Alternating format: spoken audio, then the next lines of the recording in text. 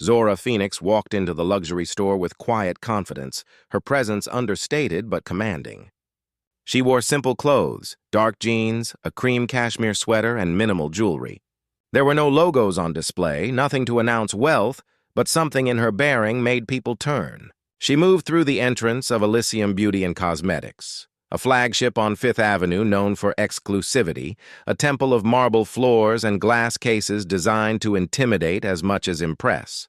Yet the staff, floating elegantly between displays, ignored her. Their attention fixed quickly on white women who entered moments later, greeting them by name, offering champagne, rushing them to VIP consultation rooms. Zora watched silently, unbothered outwardly, though she noticed every detail. She walked deeper into the store, her eyes settling on the new luxury skincare line displayed in hand-blown glass containers. The collection had been her research subject for weeks. She bent forward, reading ingredient lists with genuine interest, when she felt a presence. Alexander Whitfield, the manager, stood behind her, his expression cold. His tailored suit and polished silver hair carried authority, but his blue eyes assessed her with instant disapproval. His lips formed what could barely be called a smile. "Can I help you find the exit?" he asked smoothly. "This isn't a museum for sightseers." The implication landed like stone. Zora straightened slowly, her voice calm but firm. "Actually, I came for this collection. I intend to purchase it for an event this evening." Alexander's eyes flickered over her sweater, jeans, and natural updo. His gaze lingered on her wedding band only for a second before dismissing it as likely fake. "These products require a significant investment," he said, stressing the word as though speaking to a child. "Do you have proof of income? Identification? We've had issues with certain people wandering in." "You look like one of them." The words hung, heavy with prejudice. Zora inhaled, steadying her pulse. In her years of shopping at Hermès, Bulgari, and luxury boutiques across the world, she had never been asked to prove her ability to pay. She replied, cool and measured, "I don't carry income statements while shopping, nor do I believe you require them of others." Her discreet gesture pointed to the VIP lounge where a young auburn-haired woman sipped champagne while testing creams. "I notice you didn't ask her for her banking details." Alexander stepped closer, his tone sharper. "Listen, these items cost more than you make in a year. Are you here for handouts or Instagram photos? Because we're not a backdrop for your fantasies. We don't serve broke people like you." Phones came out. Customers began recording. Some averted their eyes, embarrassed. Others watched eagerly, entertained by her humiliation. Zora stood tall, though her jaw clenched. "Actually, I intended to buy the full collection." "Over $20,000 worth?" Alexander laughed loudly, drawing attention. "Of course you were." He signaled security. "She's causing a disturbance." Two large men appeared, gripping her arms without hesitation. Her feet lifted slightly as they dragged her toward the exit. She did not shout, did not struggle. That was not who she was. She let dignity carry her. On Fifth Avenue, the guards shoved her through the glass doors. She stumbled but quickly regained balance, smoothing her sweater as if nothing had happened. Then, without hesitation, she reached into her bag, pulled out her phone, and dialed a number she knew by heart. "Ethan," she said steadily when her husband answered, "you won't believe what just happened." What Alexander Whitfield could not have known was that Ethan Reynolds was not only her husband, he was a billionaire tech mogul, a man with a global empire and deep memory of every slight he had ever faced, growing up black in America. The humiliation of his wife would not pass unanswered. That evening, in their penthouse overlooking Central Park, Ethan's fury was quiet but unstoppable. He paced, already making calls. His team mapped the corporate structure of Elysium's parent company, Pinnacle Luxury Group. Vulnerabilities were identified. Ethan's words cut through his phone. "I want the store bought by morning."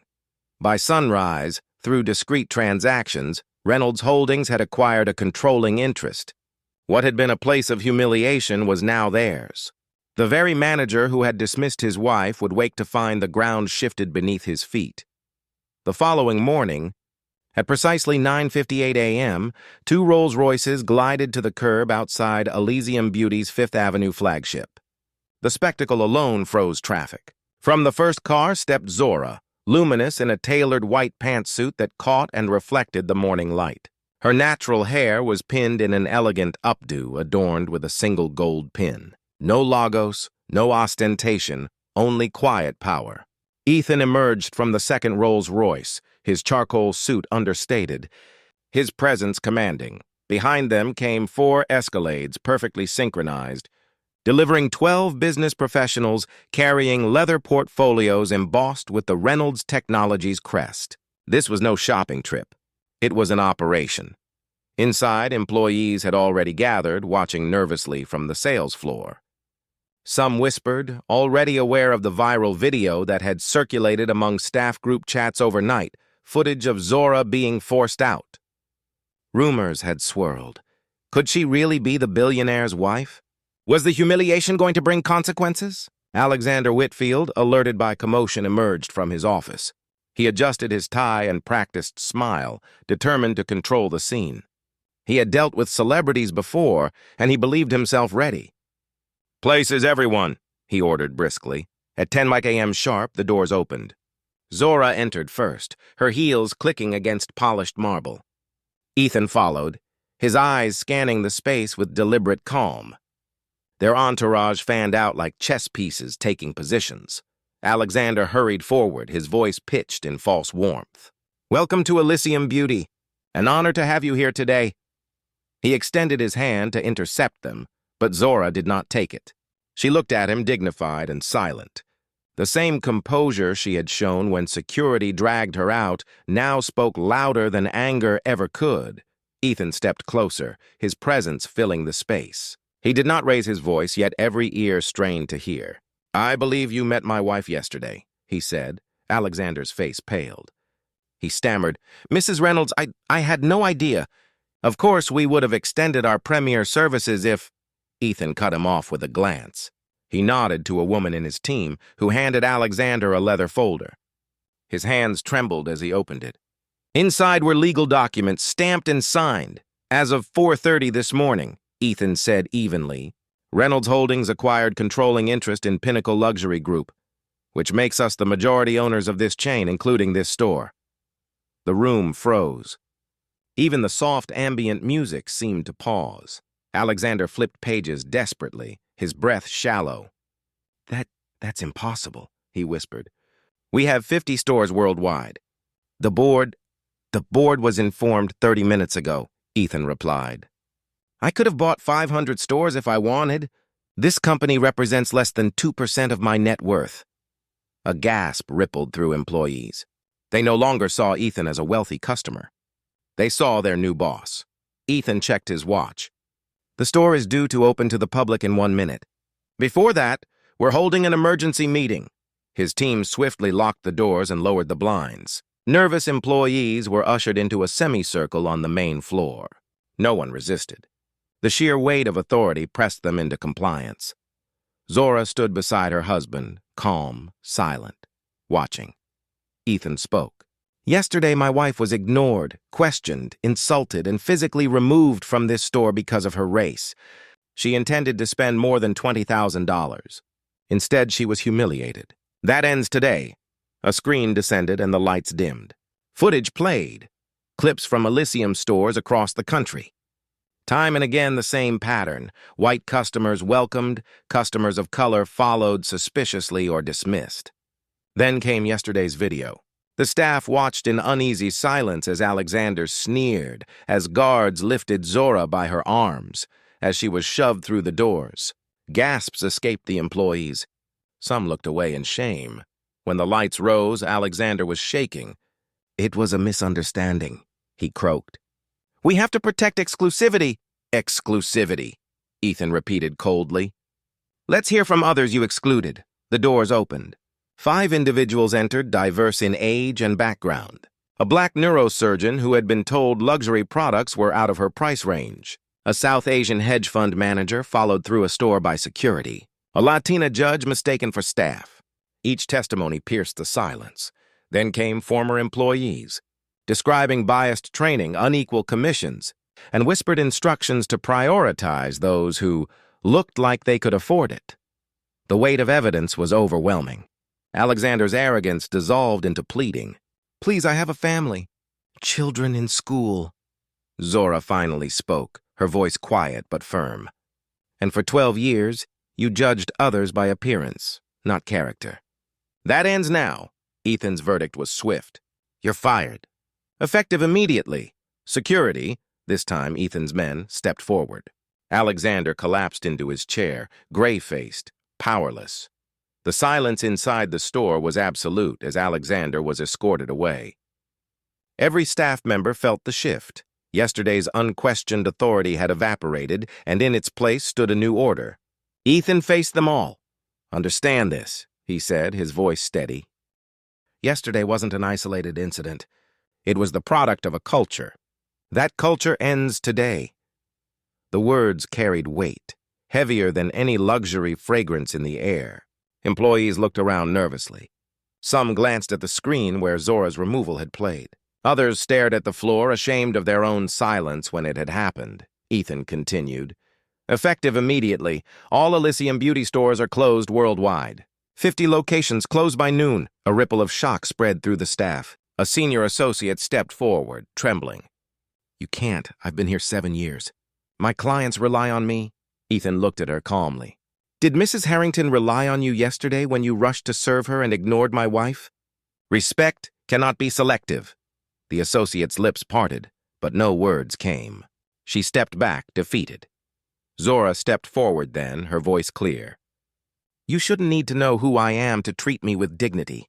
That mistake you only get to make once. Some of you will be invited to reapply when we rebuild, but many of you will not." Her eyes swept the room, not cruelly, but firmly. A reckoning had arrived, and none could escape it. By noon that day, across cities and countries, doors bearing the Elysium name shut.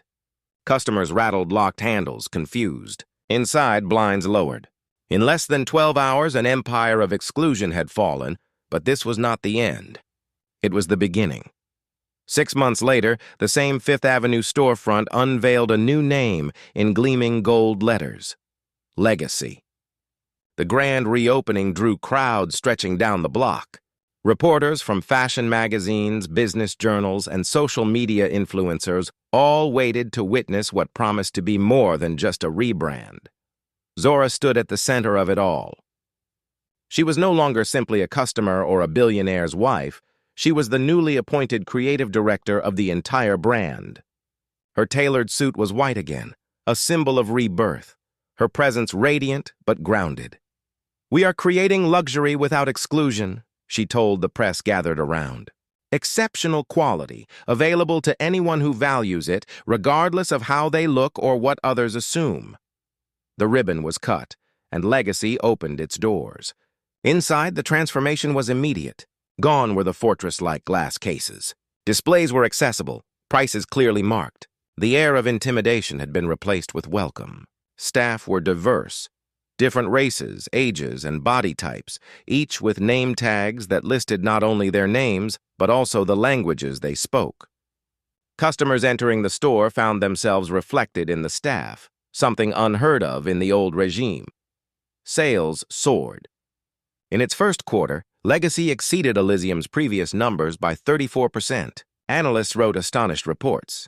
Rivals scrambled to copy what they had once dismissed. Ethan summarized it in interviews. "Every business leaves a legacy. This one will be inclusion." The industry had long thrived on exclusion, but now it faced disruption more powerful than any trend. Legacy was not simply a store. It was a statement. Shoppers came not just to purchase, but to be part of a vision that turned humiliation into transformation. For Zora, the change was deeply personal. Each time she walked the store floor, she remembered the day she had been dragged out, the eyes that had watched without intervening. Now those same spaces echoed with something else. Belonging, and the world noticed. Business pages carried headlines of the first Black-owned global luxury chain. Fashion magazines celebrated the aesthetic of inclusivity. Influencers praised not just the products, but the culture. What began as a moment of public humiliation had become the foundation of an empire built on justice. Legacy was not just a store. It was a movement. From the moment it opened, its purpose was clear: to dismantle the barriers that had once defined luxury. At the heart of this transformation stood Zora. She launched the New Designers Initiative, a program dedicated to mentoring underprivileged creators. Each year, 10 young designers from marginalized backgrounds were selected. They received resources, business training, and a platform inside legacy stores to showcase their work. For many, it was their first opportunity to step into an industry long closed to them. Among the first was Bethany, a former Elysium employee who had been one of the only staff members to show kindness during Zora's removal. She had quietly whispered concern, though powerless to stop it. Now, under Zora's guidance, her handcrafted skincare line, formulas inspired by her Jamaican grandmother's recipes, was displayed near the entrance of the Fifth Avenue flagship. Customers adored it. Bethany's story, highlighted in the press, became a symbol of how legacy wasn't just about selling products, but about creating opportunity. Meanwhile, Alexander Whitfield's downfall was complete. Once the imperious manager of Elysium's most prestigious store, he now wore a red vest at a discount cosmetics chain. His voice, once haughty, was deferential. To a young black woman shopping for foundation, he now said, "Yes, ma'am, we have 16 shades for deeper tones. Would you like samples?" His story spread quickly in retail circles, a cautionary tale of arrogance destroyed by prejudice. From gatekeeper of luxury to humble clerk, his journey mirrored the reversal of the industry itself. Inside Legacy, the transformation went far beyond displays. Zora implemented comprehensive unconscious bias training. Every employee, from new hires to senior managers, sat through intensive sessions. Role-playing exercises revealed subtle prejudices. Data showed patterns of exclusion. Staff were encouraged not only to see, but to reflect. Luxury once meant making people feel unworthy, Zora told a training group. We're redefining it. True luxury is making every person who walks through these doors feel valued. The sessions ended with daily reflections. Each evening, employees gathered to answer one question: how did you help someone shine today? What began as an exercise became a mantra. The results were measurable. Employee satisfaction soared above 90%. Customer demographics shifted to mirror the actual populations of their cities. Revenues rose across all markets. Competitors, once dismissive, scrambled to copy Legacy's playbook. Articles in the Financial Times marveled, "Inclusion, it turns out, is profitable." For Ethan, Legacy was proof of what could happen when wealth was wielded as a tool for justice. He rarely appeared on the sales floor, preferring to let Zora lead, but his influence was constant. In his office overlooking Fifth Avenue, he explained in an interview, "Legacy isn't just about cosmetics. It's about what we leave behind. Business always leaves a footprint. We've chosen ours to be fairness." The brand's expansion was swift. Within months, rebranded Legacy stores opened in Miami, Los Angeles, London, and Paris. Each city responded with enthusiasm. Customers who had once felt alienated now walked confidently into spaces where they belonged. And yet, for Zora, the transformation was not about numbers or accolades. Each time she handed a free sample to a young woman uncertain of her worth, or encouraged an aspiring designer to apply for the initiative, she remembered her own beginnings. The daughter of Haitian immigrants raised in a Brooklyn apartment, she knew intimately what exclusion felt like. Now, every gesture she made was a reminder. No one else should feel that way. The transformation of Legacy resonated far beyond cosmetics. It became a cultural shift, a living testament that dignity could not be bought or sold. It had to be protected. Customers of every background now entered its stores without fear of side glances or silent judgment. A Latina mother shopping with her daughter found staff eager to help, not to follow her suspiciously. A young South Asian man walked freely through displays without security hovering. A black woman in scrubs, fresh from her hospital shift, was offered samples without hesitation.